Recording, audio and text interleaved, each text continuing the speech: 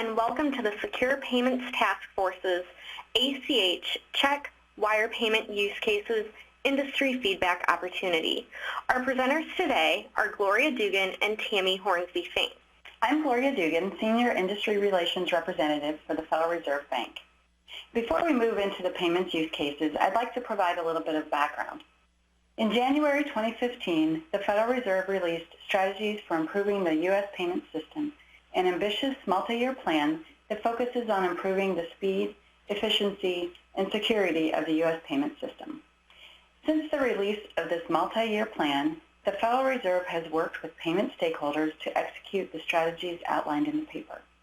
The goal is to enhance the U.S. payment system to meet the changing demands of American consumers and businesses.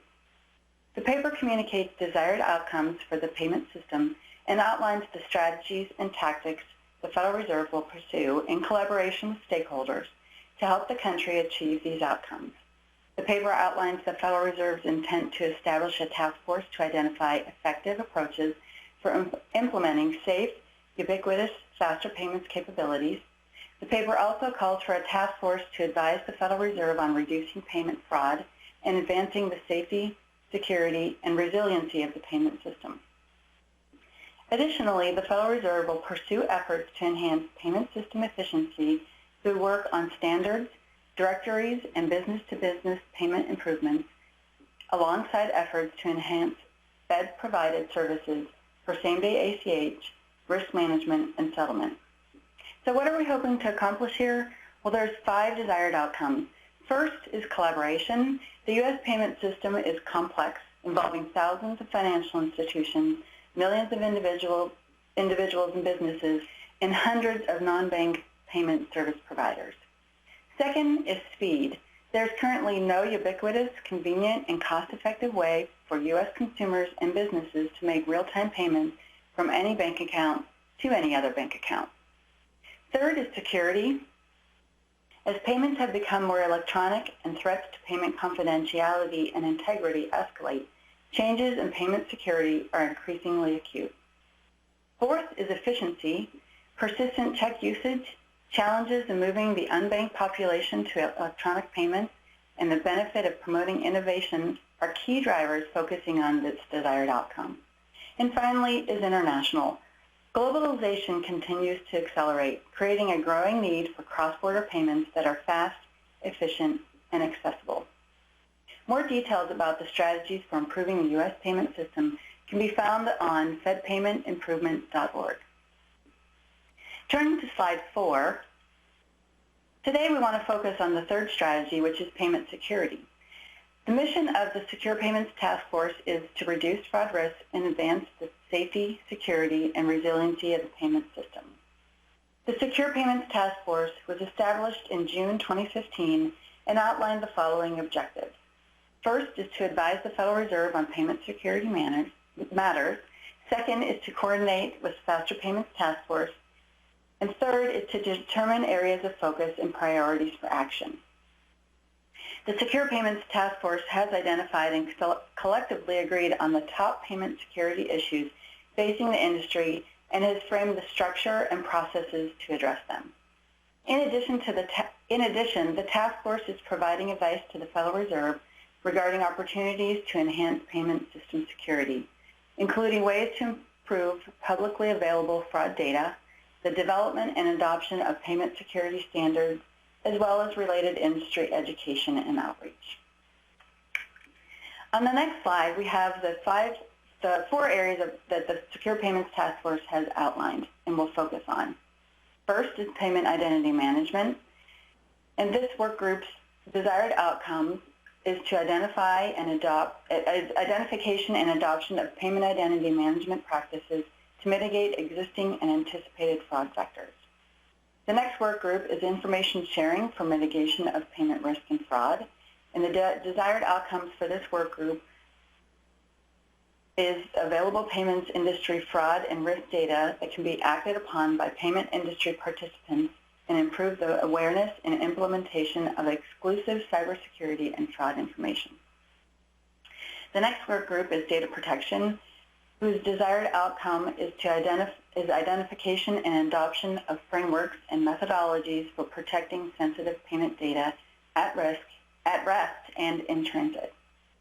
Next is the Law and Regulation Coordination Work Group, with a desired outcome to identify opportunities for more consistent interpretation and application of payment laws and regulations to enhance payment system security. Additionally, the task force launched a standards assessment team to work across the efforts and to document standards. Moving to the next slide, slide 6, one of the first deliverables developed by the task force is the payment use cases. We're currently soliciting industry feedback on these payment use cases prior to final publication to the industry. The use cases are intended to provide a common foundation for the payment industry to understand the landscape as it is today and the associated risks. Before we move into a detailed discussion about the payments use cases and collect your feedback, I'd like to pause here and check to see if there are any questions. It does look like we have a couple of questions. The first is, how can I find out who is on the Secure Payments Task Force?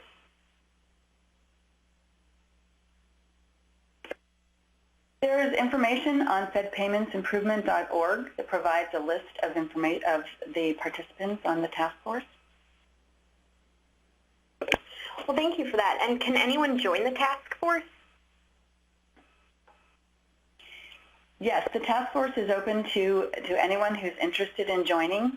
Again, the fedpaymentsimprovement.org website provides information and details about how to join the task force.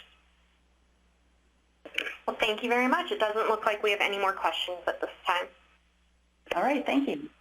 So at this point, I'll turn things over to Tammy, who will pick up on slide 7. Thank you, Gloria. My name is Tammy Hornsby Fink. I'm a Vice President here at the Federal Reserve, and I work with payment security. I'd like to thank everyone for joining us this afternoon on this call. And as we move forward to the next slide, first thing we'd like to do is spend a little bit of time providing you some background on the payment use cases and how the Secure Payments Task Force envisions they would be of value to the industry. So as the task force was developing the payment use cases, they thought about potential target audiences. And as they thought about that, some of those audiences were bank operations, fraud, auditors, product development teams, as well as a number of others, including risk and compliance. Even board of directors were envisioned as a potential audience. You might ask how payment use cases may be utilized by these target audiences. And some of the things the task force envisioned were the use cases would be a tool to educate or train payment or even security practitioners within their organizations. It would also could be a tool to aid in decision making, whether that was around product development or implementation, but also risk and control decisions that need to be conducted by various organizations. Overall, the use cases were really envisioned to help organizations develop an end-to-end view into the payment flow and understand associated controls and risk that may be present. If we go to the next slide, please.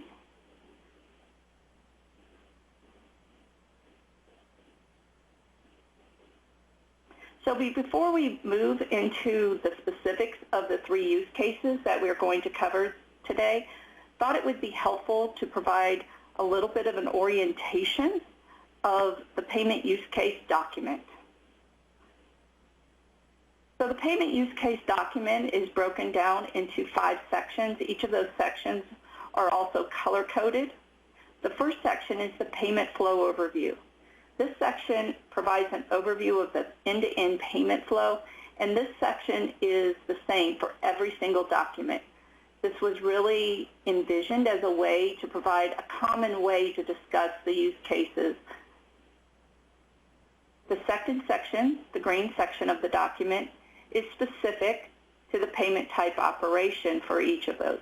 And the three payment types we will talk about on the call today will be ACH, check, and wire. In the red section, the use case contains an overview of security methods and the associated risk for those specific payment types. In the orange section, the task force outlined an inventory of sensitive payment data associated with each of the payment types and also risk associated with that sensitive payment data. And finally, you'll have the fifth section, the purple section, which is an overview of standards. Now, in this case, it's not just your typical open or private standards. We're also including rules, regulations, and a brief summary of gaps or potential issues associated with standards.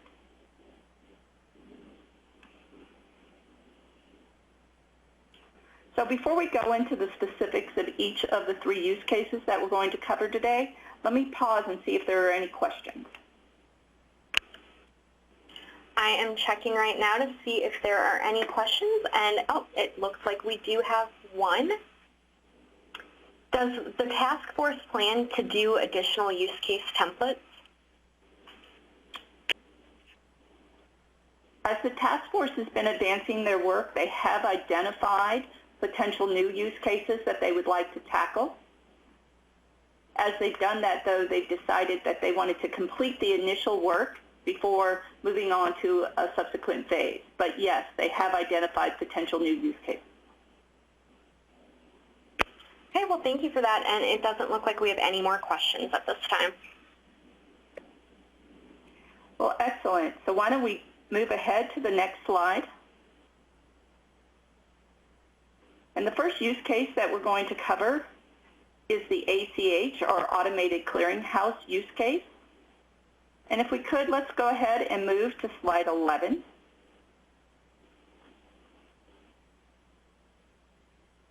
On slide 11, you'll note that in each of the use cases, we provided a definition for the use case.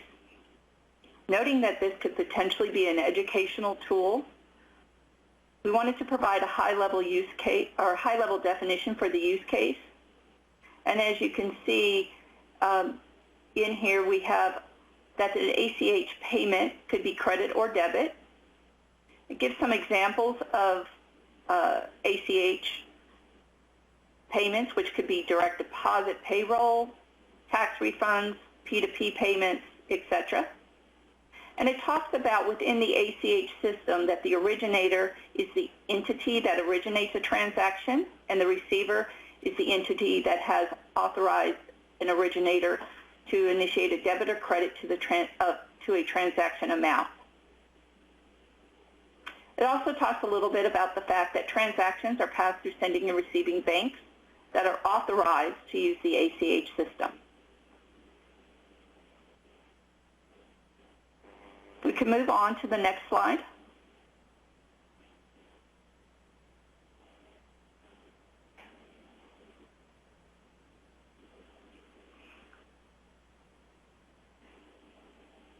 I'd like to highlight a few things about ACH payment type operations. Once again, payment type operations are in the second section, or the green section. And the Secure Payments Task Force identified two scenarios in the ACH use case. Scenarios they identified were the credit scenario and the debit scenario. And while they're operationally, the scenarios are similar in a number of areas, utilizing a common access mode and network. Also utilizing common format and exchange. So the National ACH Association, NACHA, rules and formats apply. And also utilizing common settlement, clearing and settlement. So basically, ACH operators effect interbank settlement on the Federal Reserve accounts. There are a few differences in the ACH use case that I'd like to highlight. So the differences include funding accounts for the payment. So in the case of a credit account, you'll see that the originating depository financial institution, or better known as the ODFI, obtains good funds from the originator. And in a debit, the receiving depository financial institution, the RDFI, posts the debit. Another difference that is worth noting in the operation or the scenarios of credit and debit within the ACH use case are user protection and recourse. And in the user protection and recourse, it's important to note that for credit, UCC 4A applies to corporate credit transfers, while in debit, Reg E consumer protections apply to consumer debit and are affected also by the NACHA operating rules. You can see the details of payment type operations in the attachments that were available in the webinar.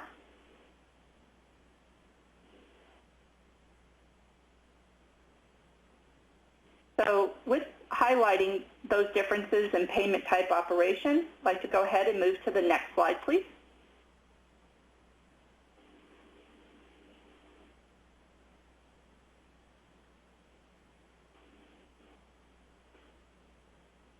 So the next slide covers security methods and associated risks. Once again, I'm going to orient you back to the use case. That is section 3, or the red section. And on this slide, we highlight a few examples of the security methods used. In enrollment, security methods include KYC, or Know Your Customer, and Customer Identification Programs, CIP. Also, the ODFI typically employs or uses employee training as a security method. And there are a number of security methods that are defined in the NACHA operating rules. Transactionally, there are a number of security methods that are used to include FFIEC guidance. Anomaly and fraud detection is typically deployed throughout the transaction process at various steps. And encryption is also a security method employed during the transactional phase of an ACH payment.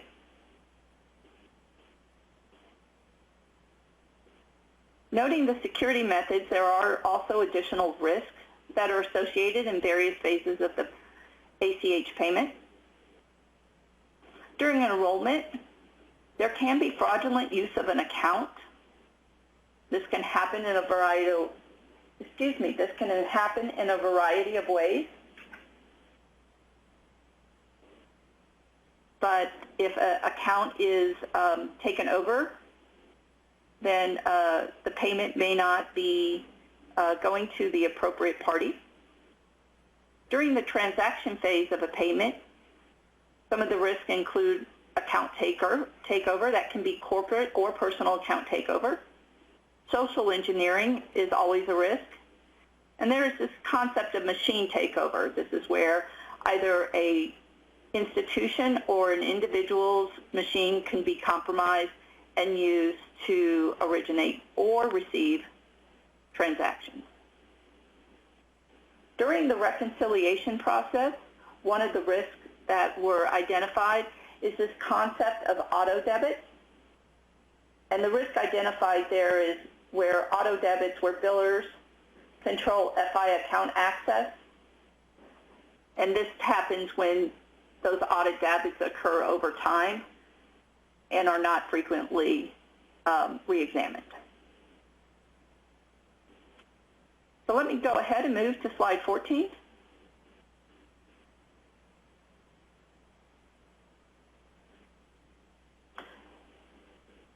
On slide 14, we cover the inventory of sensitive payment data and associated risks.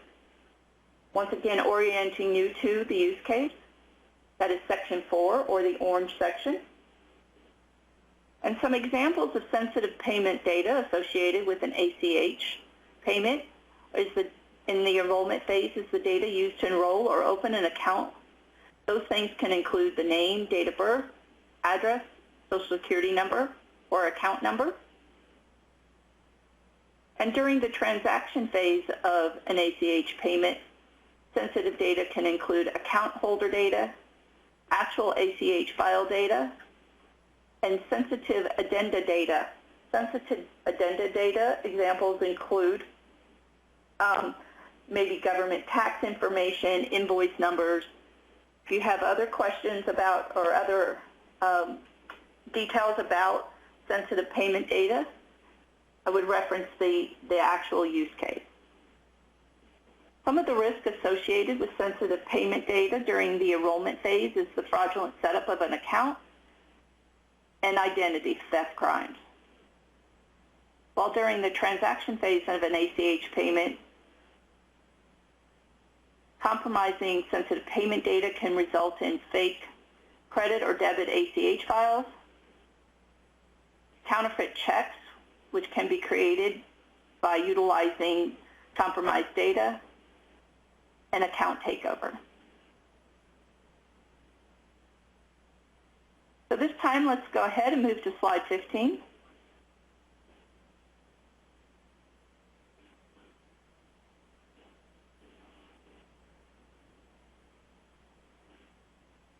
So the last section of the ACH use case is the overview of standards. Reminder that the standards in this case include standards, rules, and regulations. And as you can see, there are a number of standards, rules, and regulations associated with the ACH use case. A couple of them that we'll highlight is the X119-2 tokenization standard and the X122 security consumer authentication for internet debit transactions. It's also very important to note that NACHA operating rules and guidelines govern ACH standards. The use case references several of the NACHA rules and guidelines that are specific to payment security. And I'd finally like to note that from a regulation perspective, Reg E, FinCEN BSA and AML compliance, and SIP 31 CFR are all applicable.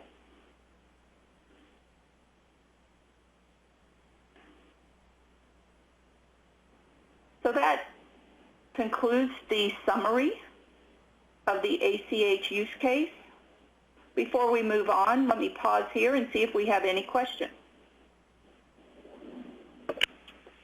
Thank you very much. I do have one question. Where can I find the use cases? And I also do want to remind everyone that you can ask questions by using the Ask Questions button that is displayed there on your webinar. So to repeat that question one more time, where can I find these use cases? So you can actually find them two places. If you are on the webinar now, you can actually the actual use case documents, are actually on fpi.org.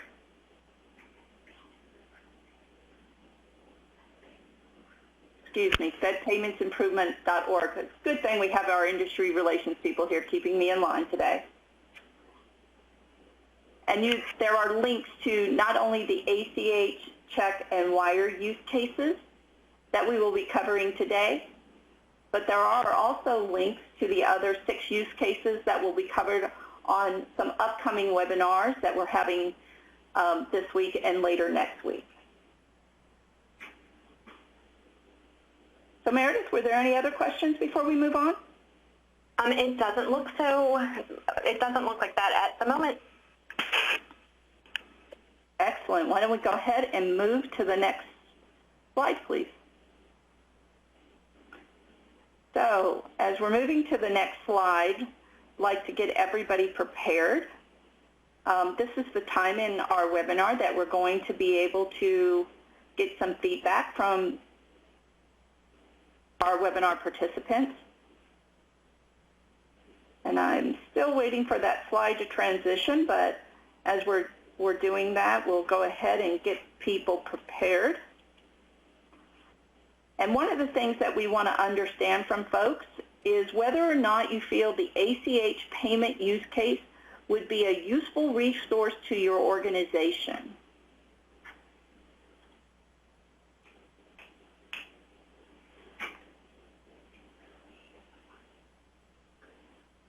And so you should be able to see that there's a poll that should have come up now. Once again, we'd like to understand whether or not you believe the ACH payment use case would be a useful resource to your organization, and whether or not you strongly agree, neither disagree, or agree or disagree, you disagree or strongly disagree that the ACH use case would be a useful resource to your organization. We'll pause just for another minute to make sure folks can answer that particular question. Okay. And with that, let's go ahead and move to the next item. And we have one more question around the ACH use case. And the next question around the ACH use case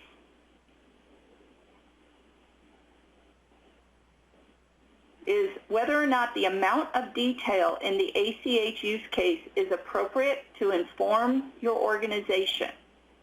Do you strongly agree? Agree? Neither agree nor disagree? Disagree?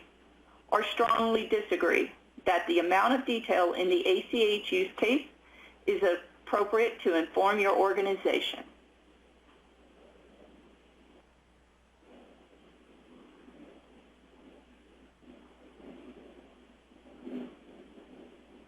Okay. Thank you very much for participating in that poll. And as we move forward, we're going to move on to the next use case. And the next use case is the check use case.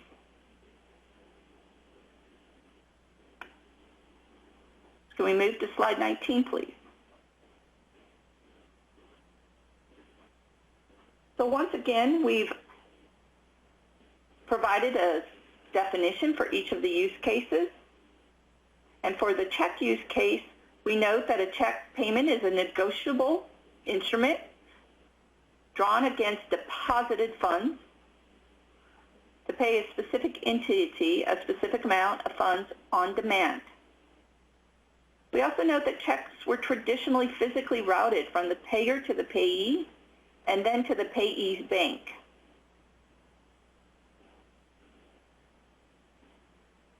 The payee bank then shifts funds from the payer's account to the payee's account, thereby settling all accounts. But today, much of the physical routing of paper checks is now done electronically. So that's our high-level definition around a check payment. Go ahead and move to the next slide.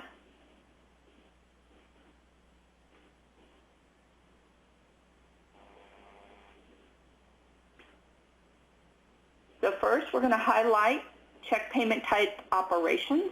Once again, that's the green section in the payments use case. And in the checks use case, there were actually 3 scenarios identified. So you recall in the ACH use case, we had 2, where were credit and debit.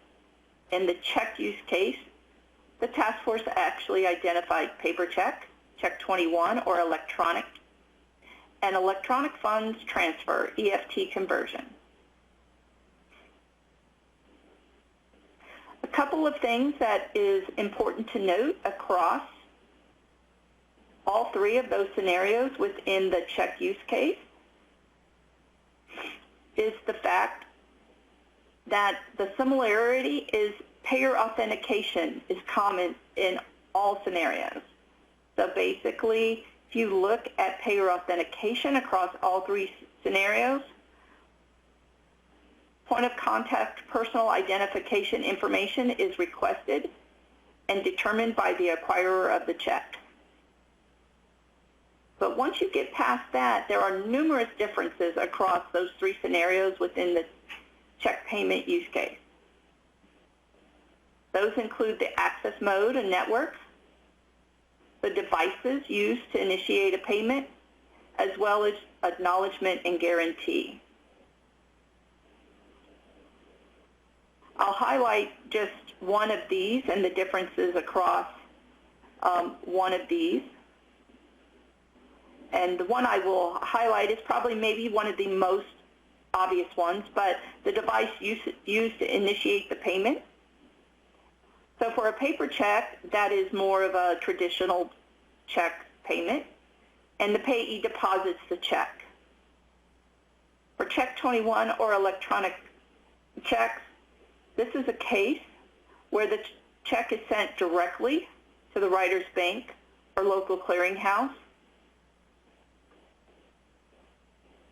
Also can be sent to a correspondent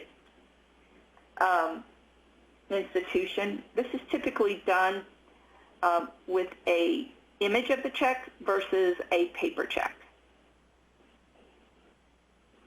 And then for an EFT conversion, what you'll see is at the point of sale, or a mailed check can be sent to a vendor.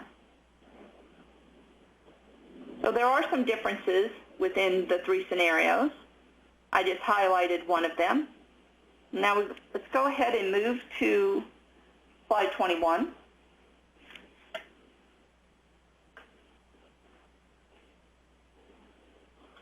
So slide 21, we talk about the security methods and associated risk. Once again, that would be the red section.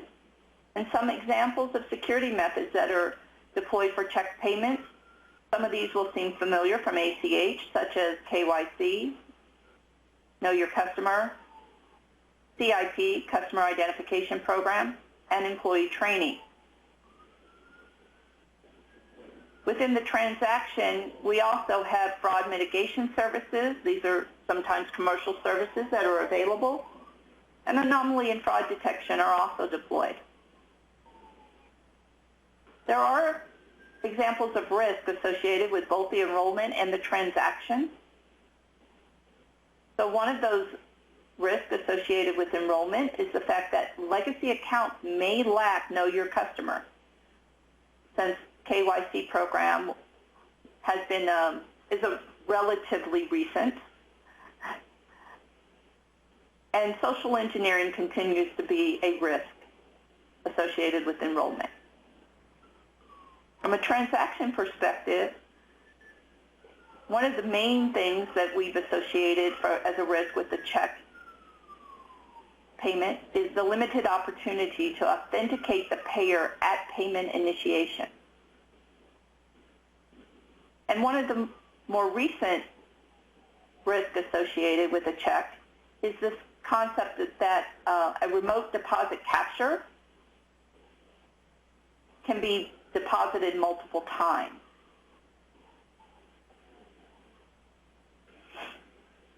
So let's go ahead and move to slide 22. We'll talk about the inventory of sensitive payment data and associated risks.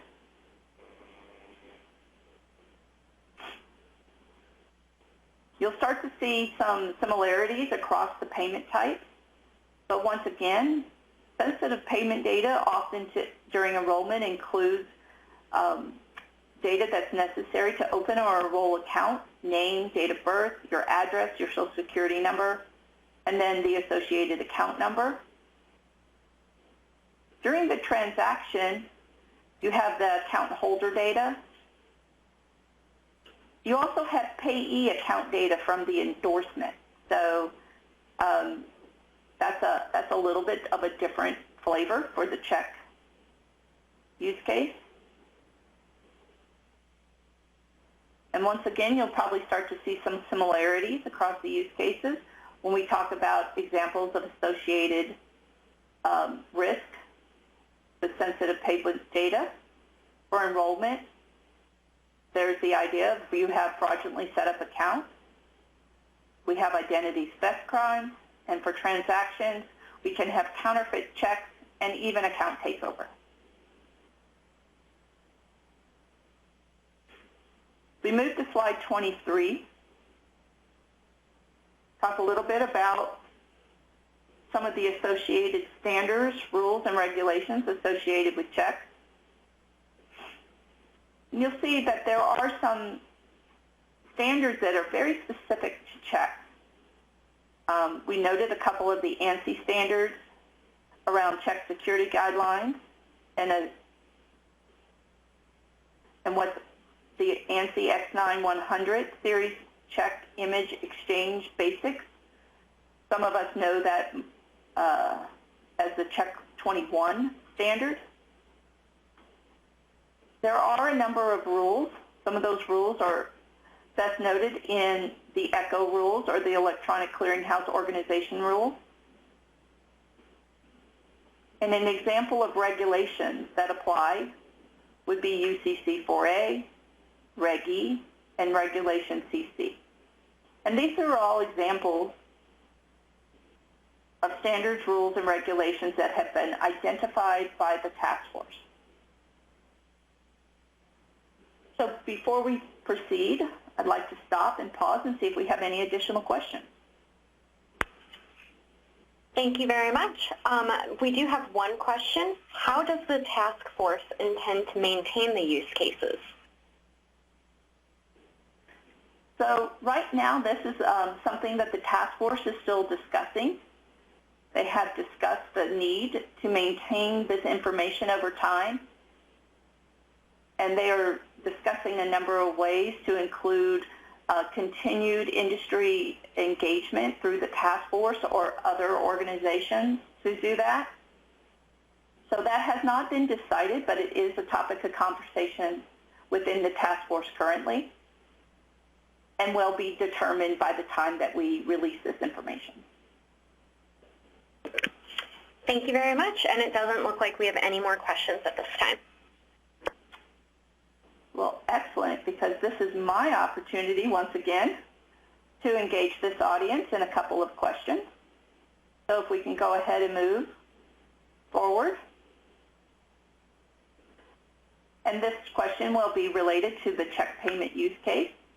And once again, what we want to understand with the check payment use case, would this be a useful resource to your organization? And whether or not you strongly agree, neither agree nor disagree, or strongly disagree, that the check payment use case would be a useful resource to your organization. It's important to note that this information is being used to inform the Secure Payments Task Force as they look for opportunities to bring the most useful information to the industry. So this is very important. Thank you so much for your participation today. And I think we can move on to the next check question.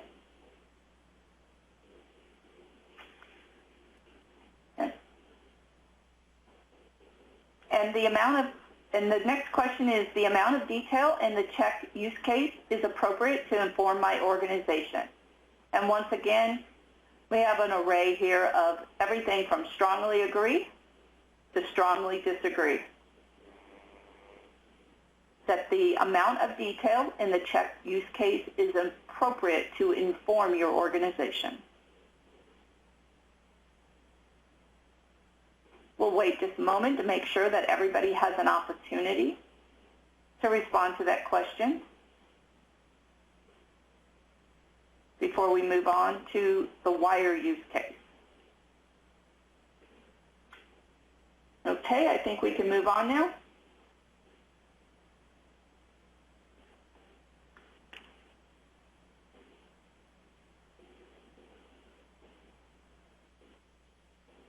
If we can go ahead and go to slide 27, which is where the wire payment type definition is.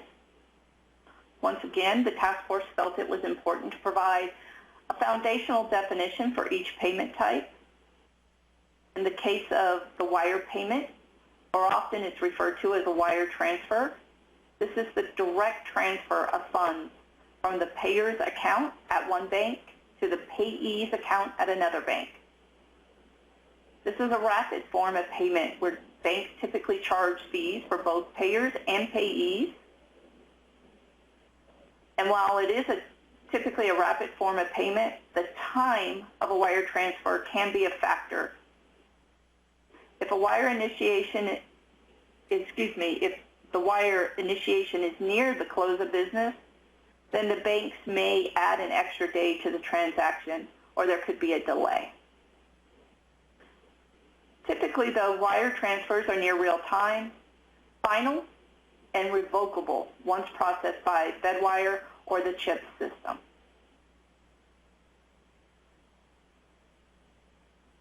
So now that we've covered the wire payment or wire transfer definition, let's go ahead and move to slide 28.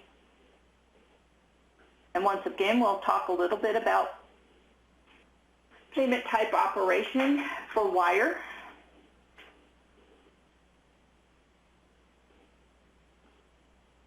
So one of the things to note for the wire payment type is that we did not identify within the Secure Payments Task Force multiple scenarios. But there are a few things that are important to highlight regarding a wire payment. One is the relationship between the originator and their ODFI, as well as the receiver and the RDFI. It's also important to note that funding account for payment requires cash in hand or an account at the participating financial institution.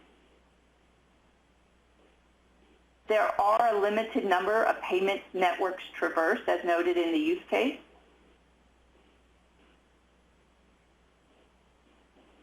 And there is no authentication for the receiver as part of the transfer. There is account reconciliation during the reconciliation and exception handling process.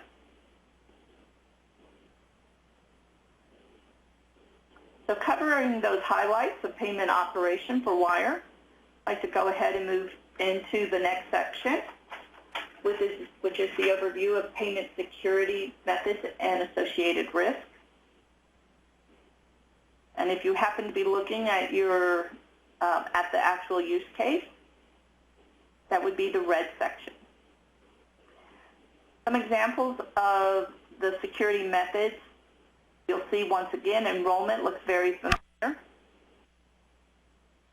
And at the transactional level, we continue to see that anomaly and fraud detection is used across the wire transfer payment type as well.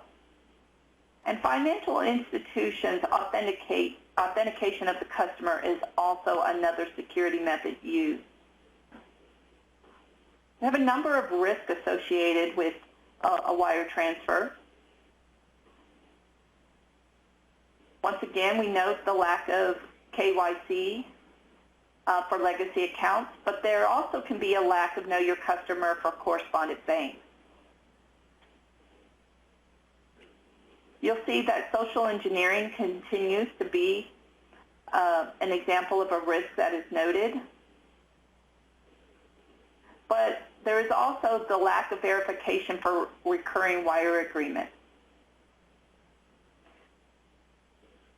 And on the reconciliation, the finality of a payment if fraud occurs continues to be a risk for wire, while it is also considered by many one of the benefits of using wire transfer. So let's go ahead and move to section 4 for wire, which is the inventory of sensitive data and associated risks. Once again, you're going to see a number of similarities. Enrollment data is common, just as it was for the ACH and check use cases. And the transaction data, there are also some commonalities there. Account holder data, once again, we reference sensitive addenda data in this particular use case. As we talked about this before, that could be invoicing information or maybe even government tax information that could be in that addenda data. During the risk associated during the enrollment can be fraudulent setup of an account. There continues to be potential problems with identity theft crimes. And at the transactional level, sensitive payment data associated with a wire transfer can be used to counterfeit checks due to the similarities of the data. Can also be used to create a fraudulent wire transfer or even a fraudulent ACH payment. And there continues to be fraudulent account setup and account takeover risk associated with the sensitive payment data within a transaction. As we move on to slide 31, highlight some of the standards, rules, and regulations associated with wire transfers.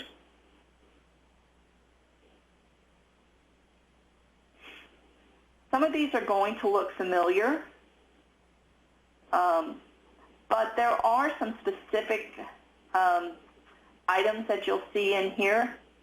So we look at, especially if you look at the rules, so CHIPS rules and administrative procedures, those tend to be specific to wire.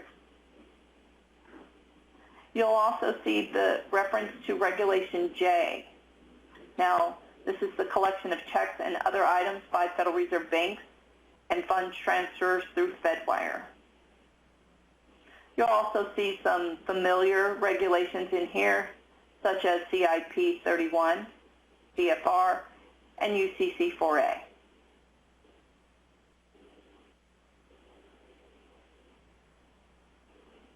So before we move on, let me pause once again to see if there are any questions. Thank you, and it doesn't look like we have any questions at this time. Well, excellent. So we'll move on to asking of our participants a couple of questions. They should seem pretty familiar at this point. Specific to the wire use case. So the wire payment use case would be a useful resource to my organization. Would you strongly agree? Agree? Neither agree nor disagree?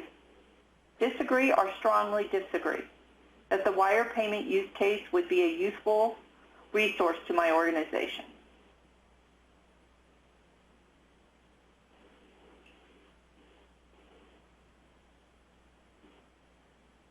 Once again, we'll just give folks a moment or two to respond to the poll before we move on to the next question.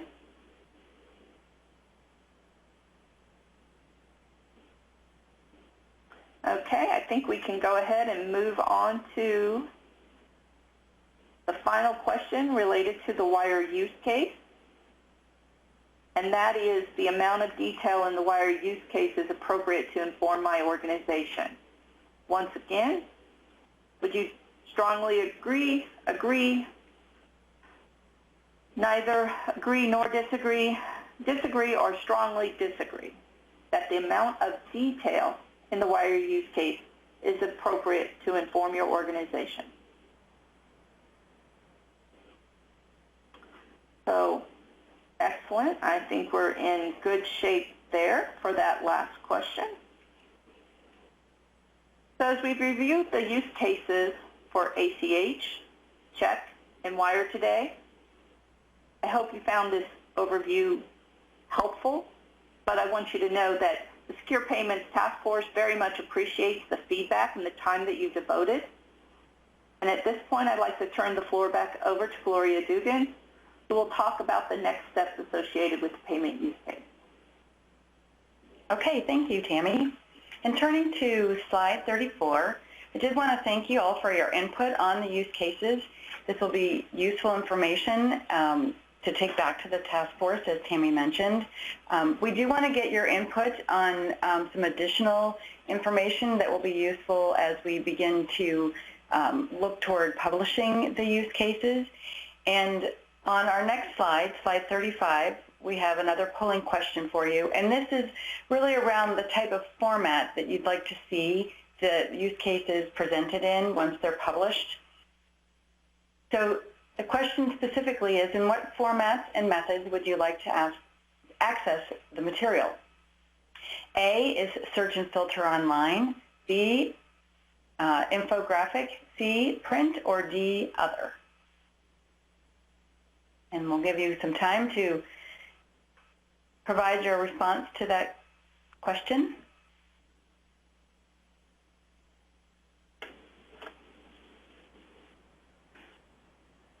So moving to the next slide, we have the next steps for the payments use cases are to take the feedback that was obtained during this webinar and through our online surveys and through some other one-on-one meetings and focus groups that have been conducted over the last several weeks.